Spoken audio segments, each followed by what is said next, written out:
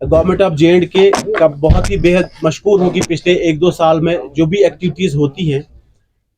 एक अच्छा रिवाइवल हुआ है, लेकिन हमारा यहाँ बैठने का मकसद ये है कि उस रिवाइवल को स्ट्रीमलाइन करने की ज़रूरत है। जो हमारे सीनियर आर्टिस्ट हैं, उनको इग्नोर किया जा रहा है, नेग्लेक्ट किया जा रहा है। अगर हम यंग आर्टिस्ट हमारे सर माथे पे हैं, जो भी टैलेंटेड लोग हैं, वो उनको किसी के पुश करने की ज़रूरत नहीं है। वो खुद ब खुद लोगों में आते हैं और पसंदीदा फनकार बन जाते हैं। लेकिन हमारी कुछ पॉलिसीज़ हैं, चाहे गवर्नमेंट की हैं, चाहे जो हमारे प्राइवेट अदारे हैं, खासकर जो कल्चरल इंस्टीट्यूशंस हैं, उन पे नज़रसानी करने की ज़रूरत है। जैसे एक डिग्निटी और ऑनर एक आर्टिस्ट का होता है। जब हम किसी बाहर के आर्टिस्ट को अपने कश्मीर में या जम्मू कश्मीर में बुलाते हैं, उनका जो ट्रीटमेंट होता है वो हमारे ट्रीटमेंट से डिफरेंट होता है। एक तो वो चीज़ है। दूसरी चीज़ है, मैं बताऊं, हम सब लोग ग्रेडेड आर्टिस्ट हैं। एक टॉप ग्रेड या ए ग्रेड हासिल करने के लिए पूरी ज़िंदगी चली जाती है। तो हमने अपनी ज़िंदगियां इस आर्ट पे डेडिकेट की हैं, लेकिन जो डिस्क्रिमिनेशन हो रहा है उस बात ने हमें यहाँ इस टेबल पे आपसे बात करने के लिए मजबूर किया। मैं सब यहाँ कॉन्फ्रेंस का एजेंडा बिल्कुल ओपन है। जो हमारी ख्वाहिशात हैं, जो हमारी डिमांड्स हैं, उन पे बात करनी है। रखना चाहता हूँ कि जिस कल्चर को यहाँ पे लोग गवाते हैं और कहते हैं कि ये कश्मीरी कल्चर है, कश्मीरी कल्चर सिर्फ छाकर और रोफ नहीं है। कश्मीरी कल्चर सूफियाना भी है। कश्मीरी कल्चर में अगर गज़ल नहीं होती तो कोई गाता नहीं।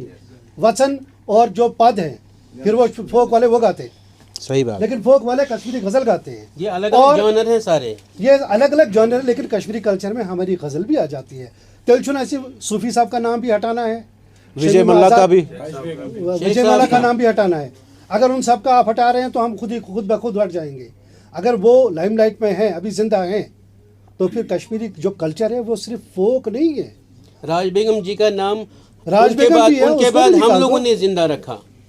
मैंने नसीम अख्तर साहिबा जैसे है, शमीम जी है, हम लोगों बाकी ने लोग कहा जो कि हैं। ना मसाहिब हालात में जो ये कल्चर, ये सिन्फ अगर जिंदा रही है तो वो हम लोगों की वजह से, वो आप लोग भी जानते हैं और जो जितने भी सामाइन इस वक्त देख रहे हैं वो भी जानते हैं।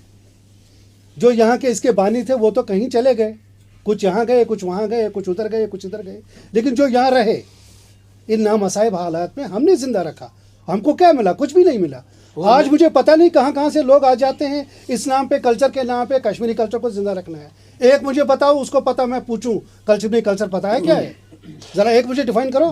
दूसरी जो सानिया है, जो ट्रेजिडी हमारे कल्चर के साथ है, अगर कोई कल्चरल इवेंट ऑर्गेनाइज करना है तो वो आर्ट नोइंग या कल्चर नोइंग आदमी होना चाहिए। जैसे हमें कश्मीरी वाजवान बनाना है तो हम वाजा को कांटेक्ट करेंगे ना।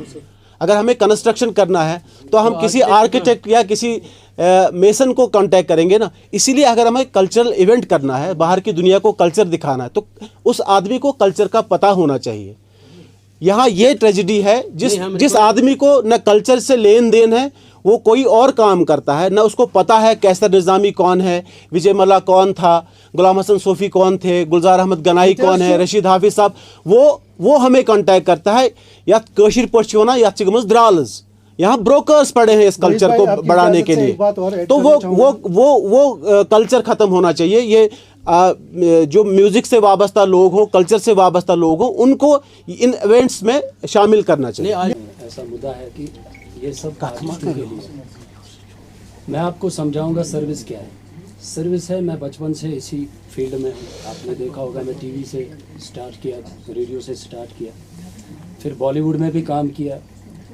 अगर हमें वो अपनाते नहीं, शायद आज भूखे मरते। मैं कहता हूँ कि हमारी सर्विस ये है, जब 90 में यहाँ म्यूज़िक मर गया था तो यही लोग हैं जिन्होंने इसको ज़िंदा रखा। कई गाने हमने कभी टांगों पे किए, कई कुछ किए, कई बाइक्स पे किए, इसको ज़िंदा रखा कि ताकि लोग इसके साथ जुड़ जाए। केबल्स पे आए और केबल वर्क हमने बहुत घर घर पहुँचाया, तो काफ़ी कंट्रीब्यूशन है। इससे ज़बान भी ज़िंदा रहती है, कल्चर भी ज़िंदा रहता है। सही बात। जैसे आप कहते हैं कि बाहर से कोई आता है वो यहाँ गाता है, तो क्या फ़र्क पड़ता है टूरिस्ट को सुनने का? वो तो रोज़ सुनते हो, टीवी पे भी और वहाँ पे भी। उनको देखना है। मैं पंजाब गया था, पंजाब में मैंने पंजाबी गाना गाया, उन्होंने मुझे मजबूर किया। शबीर कुमार साहब के साथ मैंने पिछले साल शो किया, उन्होंने कहा नहीं आपको बॉलीवुड के ही गाने गाने, फिर भी मैंने कश्मीरी एक गाया।